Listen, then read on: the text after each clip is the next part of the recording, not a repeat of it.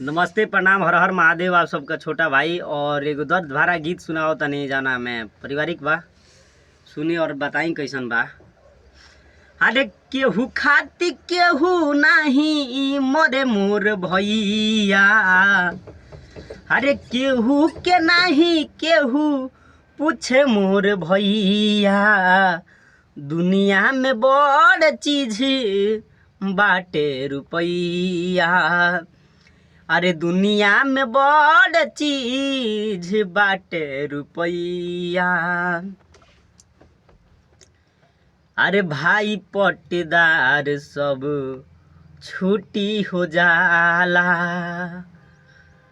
पैसे के चलते लोग मर्डर कर जाला।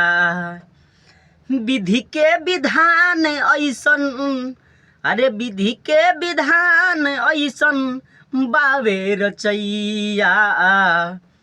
अरे विधि के विधान अब बावे रचैया। दुनिया में बड़ चीज बावे रुपैया। अरे दुनिया में बड़ चीज बावे रुपैया। आपन भाई लोग नाही हो चिन्हे, मर्डर करी देला लोग दुनिया लोग छीने। दुनिया कहेला सब, अरे दुनिया कहेला सब इहे बा कहैया। दुनिया में बढ़ के बावे सुन रुपैया।